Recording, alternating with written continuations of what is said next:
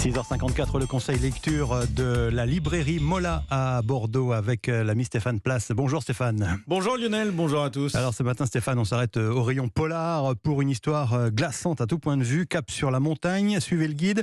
Elle s'appelle Sonia Delzongle et elle signe Abîme. Oui, en une petite dizaine d'années, Sonia Delzongle s'est imposée dans l'univers du polar. Celle qui fut peintre avant de devenir romancière nous a emmenés notamment en Afrique, au Kenya, avec Dust, paru en 2015.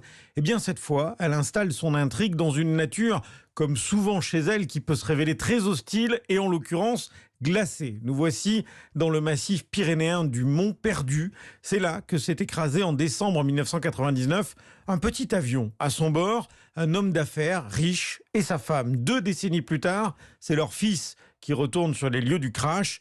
Petit garçon, lorsque ses parents ont disparu, il est aujourd'hui officier de gendarmerie. Véronique Marot, libraire chez Mola. On apprend 23 ans après, 24 ans après même, donc on est en 2023, que ce couple a fait en fait un orphelin, leur fils Antoine Mendy, qui est devenu lieutenant de gendarmerie.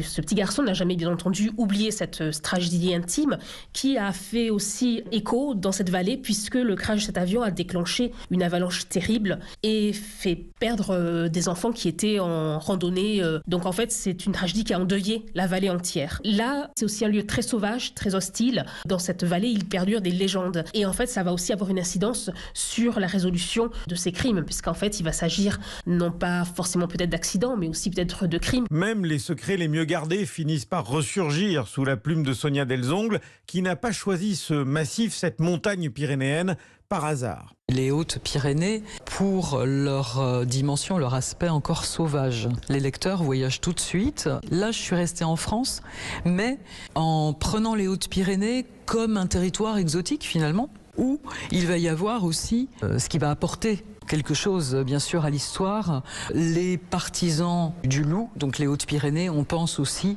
à l'ours. Je n'ai pas voulu faire de manichéisme.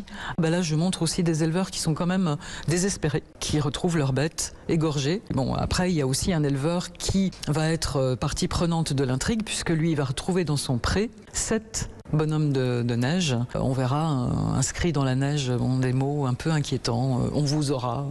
Donc au début, on peut penser que ce sont des enfants qui ont joué et on va s'apercevoir finalement que non. Et comme le skieur lancé sur une piste noire, très noire, le lecteur doit rester bien concentré. S'enchaînent les rebondissements qui vous tiennent en haleine jusqu'à la fin, jusqu'au point final. Le Abîme de Sonia Delzongle paru chez De Noël. Merci Stéphane, à tout à l'heure.